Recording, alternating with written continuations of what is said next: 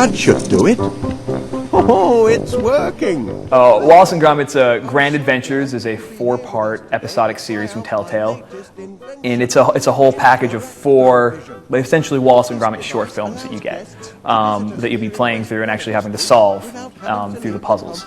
And today we're recording, I guess, the voice for episode 3, which leading in from episode 2, there's been a storm that's destroyed the town dog shelter. And all these dogs are running amok, and a man comes to town to host a fundraiser for Wallace and Gromit. And in true Wallace and Gromit fashion, they have their business du jour, which is a ice cream making business, and they decide to bring that to the fair to help raise money for the dogs. Well, I mean, we have a lot of characters in Wallace and Gromit, and Major Crumb is this kind of eccentric old army major, or he has this really like scattershot background where he's been everywhere and kind of done everything, and he's always telling stories. To him, everything is a terrifying adventure, and of course, in the course of the games, he has some real live adventures to deal with, and it's great to see him either fall apart or actually, succeed. I told you, Private, you can't have any of my biscuits. It's for the good of the regiment. So he's kind of a little off his rocker, or off his trolley, I guess you guys would say. Oh, I don't know. Final demand, I don't know. There's payment due now, and a disconnection.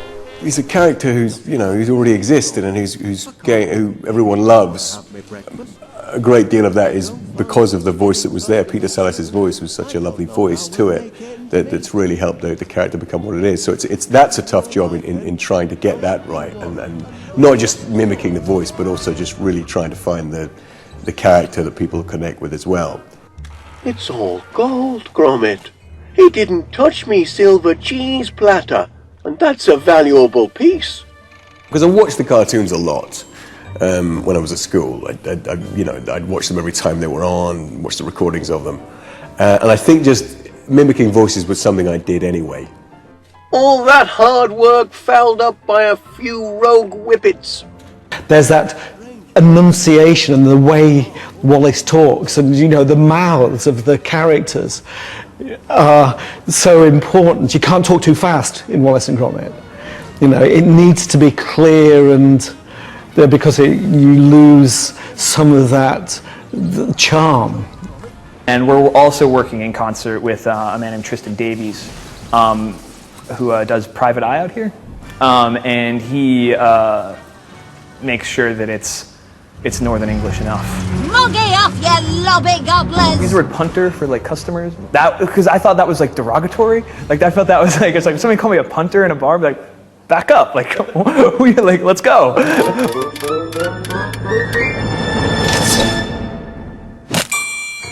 The important thing about him is he's an inventor, and usually when we meet them in the films, they've got a new business on, whether it's the pest control or window washers or whatever it is they're doing, bakery.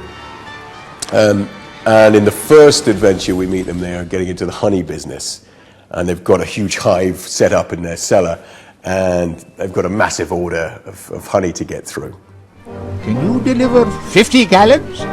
50 gallons? And in each episode, you kind of have those kind of staple Wallace and Gromit features, whether it's their business that they're running, their neighborhood, crazy contraptions, and then in Telltale form, their classic or semi-classic adventure games, except you'll be walking your characters around to explore the world, talking with characters, learning information, and ultimately solving puzzles. And then the story kind of just unfolds while you're doing all that. They're story-driven games, so the story is key to everything else. The episode we're recording here is really much a Gromit story. We're really you're going to be with Gromit for a good chunk of time, and I like that. I like that. You can see the 4 episodes, and when you sit down and you play them at home, you're going to get 4 different experiences. You're going to get a bunch of different sorts of puzzles, not just the same sort of puzzle with a different item or a different character, but you're going to get a whole bunch of different things to think about. Go over and look at little things and if you sit down with Muzzled, go look at the movie poster downtown. There's a joke there, and that's what I think makes a good adventure game. It's that passion and that delightful characterization, the charm of it. You know, it's just wonderful. The thing I love about it is I get kudos from my kids, you know. And it's like most of the actors, when they come in, they go, you know, I'm going to go do Wallace and Gromit, you know. It's terribly British. It has comic timing by the bucket load. There's puns. The Brits are obsessed with puns. I think that's what appeals to people. They know they're going to be thrilled. They know their jaw's going to drop. And they know they're going to laugh. And everybody can watch it. You know, all the generations of the family over Christmas could sit down and watch A Matter of Loaf and Death, including me.